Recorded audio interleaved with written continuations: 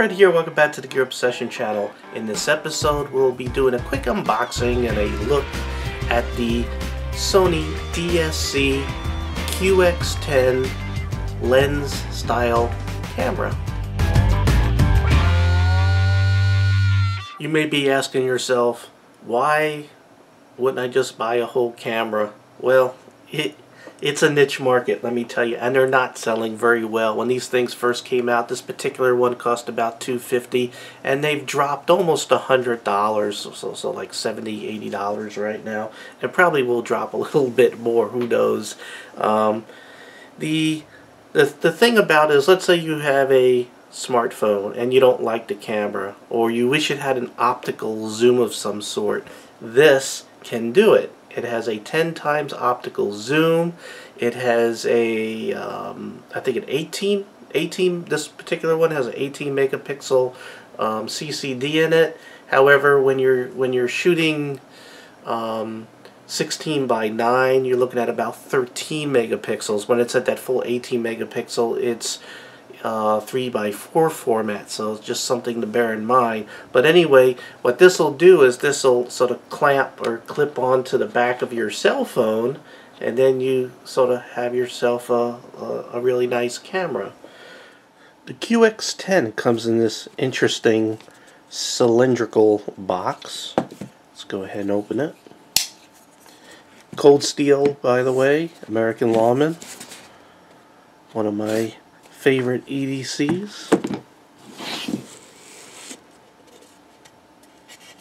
Let's go ahead and just take a quick look there. You can go ahead and freeze the video if there's anything interesting that you wanted to see.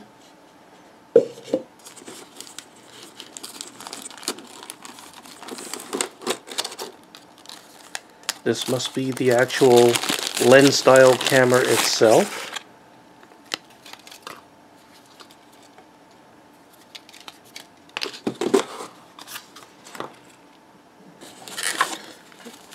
Lots of documentation, and still digging deeper, we have a transfer / charging cable, a battery, a lanyard, and this is the rear mounting device, so you can mount it onto your cell phone. We'll go ahead and install the battery. So on the back, you just sort of pull down and flip up, just like that. You can see there's some contacts in there. That matches the contacts on the battery. Let's go ahead and just pop that in there, just like that. Close it up, slide it forward, just like that, and the battery's installed. You can see there's a green, coming to life. I'm going to go ahead and put it back to sleep there. There we go. You can see how the lens cap, I'll tell you what, let's hit that on-off button real quick. You can see how the lens cap opens and the zoom extends out a little bit. We might as well just go through some of the features out here. We have a camera mounted telephoto wide zoom switch here. Just like that. That's the shutter release on that side. I'm going to go ahead and turn this off. On this side we have a battery indicator. I guess we'll turn it back on. There we go. And it sort of will indicate, it looks like a little picture of a battery there, and you can see it'll tell you like in quarter increments, so not very detailed as far as how much battery life that you have. This looks like it has left and right mics there.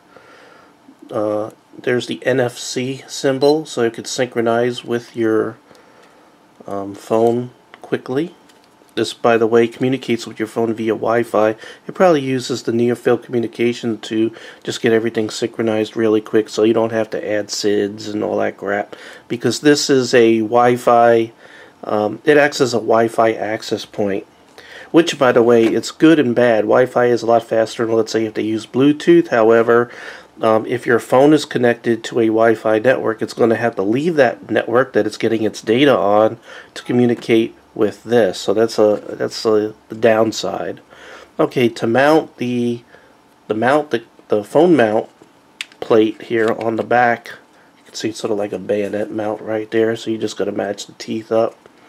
Basically, here's the top of the camera, here's the word Sony on this guy here. So just sort of just like that, twist, and it locks. If you want to untwist it and release it, there's a little release right here. You just press it forward, twist it, and it comes off.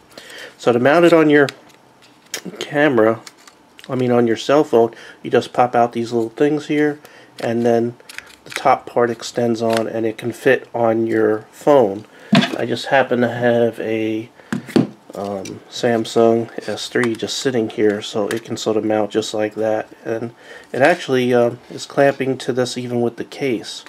One thing to be mindful of is if you have buttons on your phone, make sure that you're not having this pressed down on any of the buttons. So that's sort of how it looks. I went ahead and quickly tried this on my LG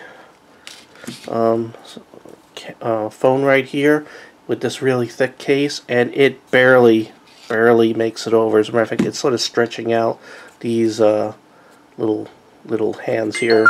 So I'm not going to be using that. By the way, I'm not going to be using this on my phone. I'm going to sort of be using this. I bought this as a remote camera.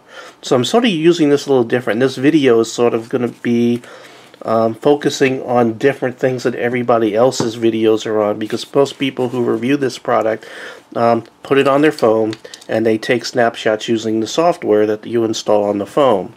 I want to use this remotely to take video, so I'm going to sort of highlight that in this review just to do something different than what everybody else is doing. A couple of other things to point out here is that there is this right here that you sort of pull out, so you can go ahead and plug it in and transfer as well as charge right there under this little flat.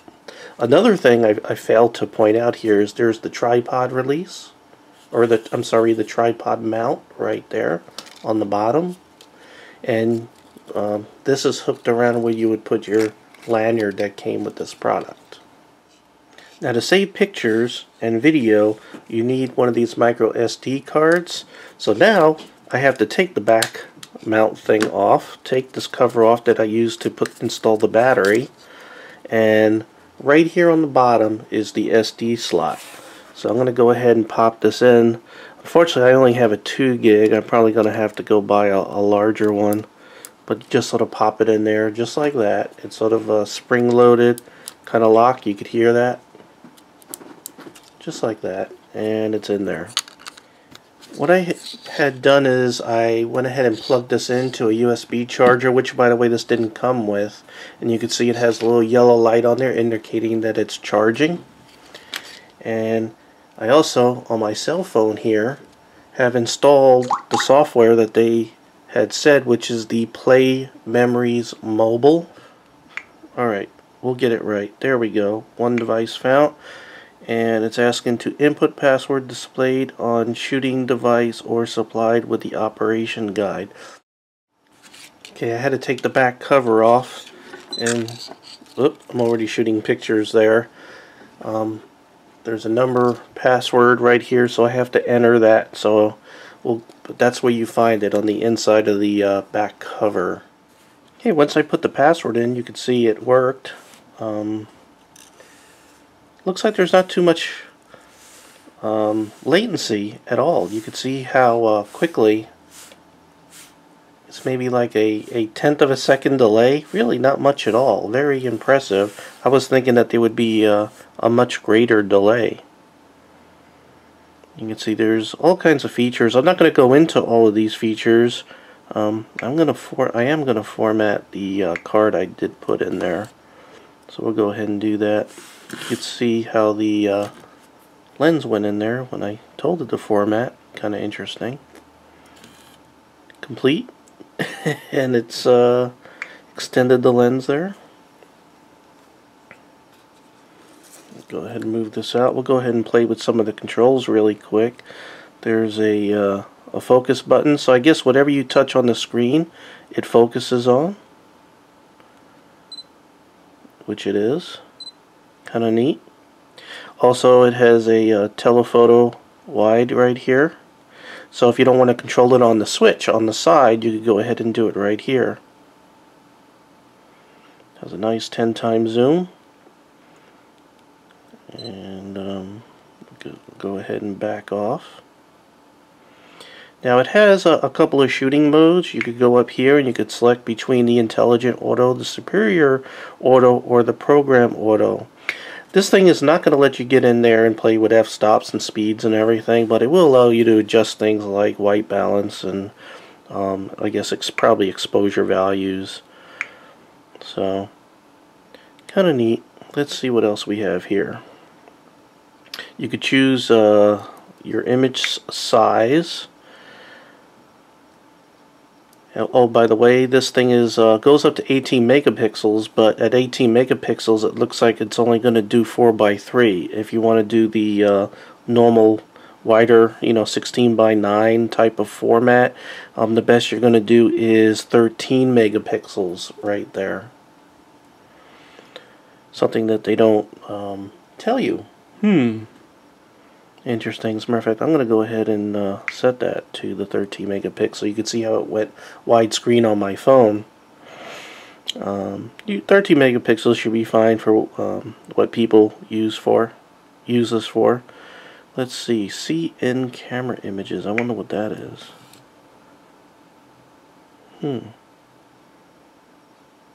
Oh, I guess that lets you see the images that were in that were saved on the card.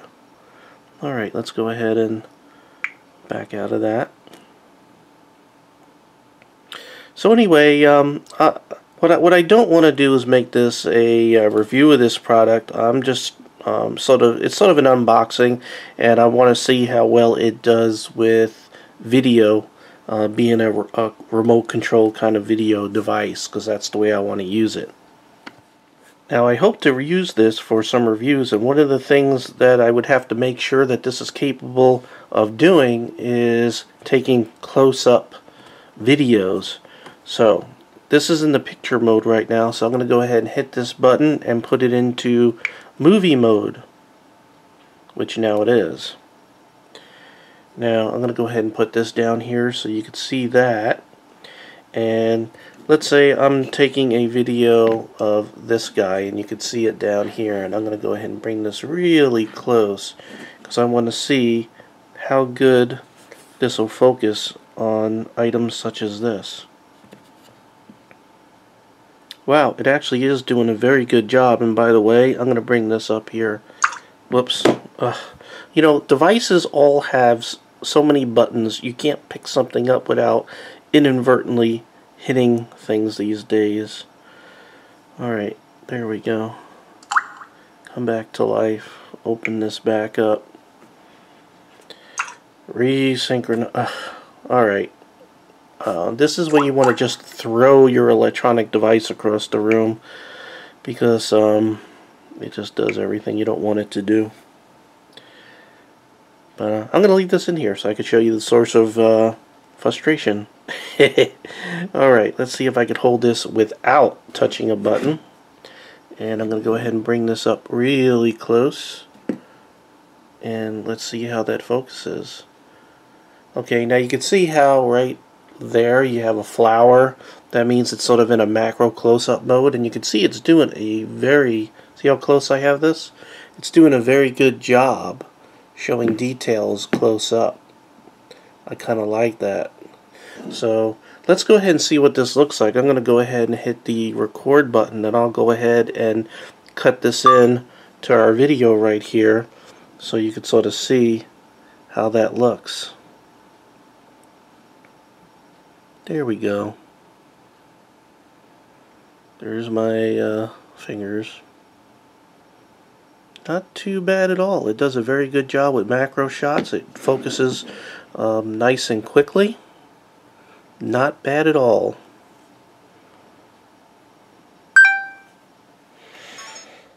What I went ahead and did was mount the camera lens on top of a tripod. I'm going to go ahead and sit it right down here, as so. and I already have it on, or it's not recording yet, but I already have it sort of synchronized to my phone here, so you can sort of see what the preview looks like and how the delay.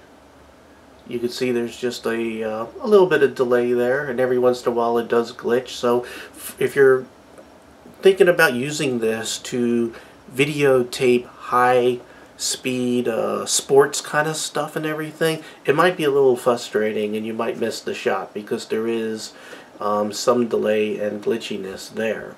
So anyway, I still think I could use this as a good video camera here for YouTube, especially for a second camera that I could go ahead and switch to a second camera in the middle of a scene, which would be really cool.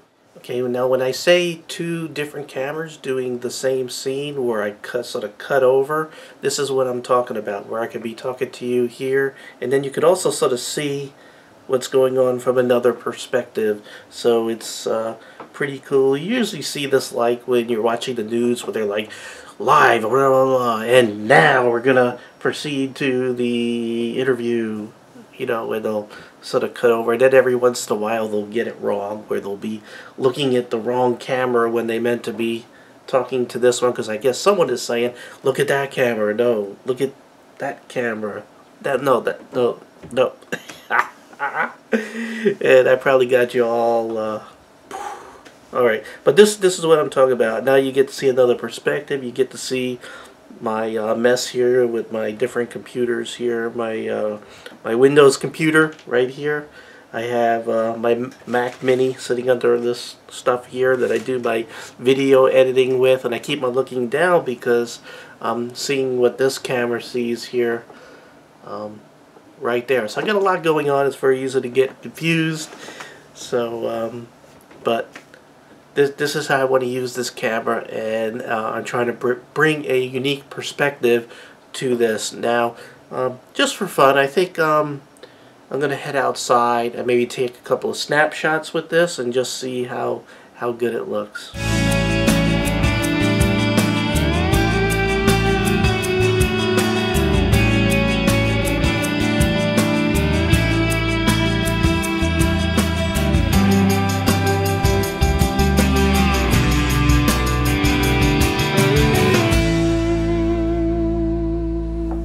Well, I hope you enjoyed the pictures. I thought they were kind of cute. I don't know. It looked good. Anyway, I did a little mod on it. The little clamps that clamp onto your cell phone barely reaches around my big giant LG phone. So what I did was I mounted one of these Scoosh magnetic mounts onto the back. Let's see. We'll go ahead and... So that's what the whole thing looks like now. It's double sticky taped onto the back of that. I used that sticky tape that could hold 20 pounds, so this is not coming off. And I already have a little magnetic plate on the back of this case. So now, instead of having to clamp on, clamp off, all I have to do is boop. Nice. It just pops right off, pops right on, no problemo. So ain't coming off, and I kind of like it. It doesn't, you don't have to worry about when you clamp it that it hits the buttons and everything. As a matter of fact, Sony, if you are watching this video, which you're probably not, you might want to consider doing the magnet kind of deal, or make that an option, or sell it as an option, like a plate with a magnet on there, and then put a plate on the back of whatever device. Now again, this camera when it first came out was $250. Right now it is dropped to about $170, and I'll go ahead and put a link below. Do I recommend it? It's kind of very hard to say. It's very, sorry about that, it's very niche-y. But there are things I want to do with it that I think will be pretty cool. So, you know, I'm going to keep mine because I was thinking about bringing it back, but after playing with it over the last day, I'm liking it, and I like the idea of having that second camera view and remotely controlling it, and it does very good with macro shots.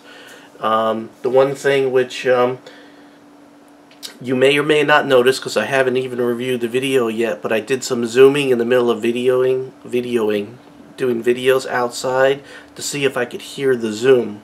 One thing to keep in mind also, I noticed that the zoom is not variable speed. So if you're doing video and you like to zoom up on things slow, ain't gonna happen. It just one speed, in, out, fast. There's no way to do any kind of fine control. So that's a big downer for me. I didn't like that. But other than that, the last thing that I didn't like is that it did disconnect once or twice over the day. And also every once in a while that delay does get kind of bad, and then it sort of comes back. So, you know, it's a wireless technology, and also it's subject to interference and all kinds of other radio waves that are out there surrounding us. So, you know, it is what it is. I hate to say that, but it is what it is. It's a wireless camera device, and those kind of things happen in today's technology. Maybe tomorrow they'll get it all figured out.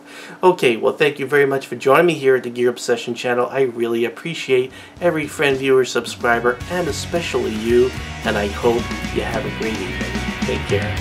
Bye.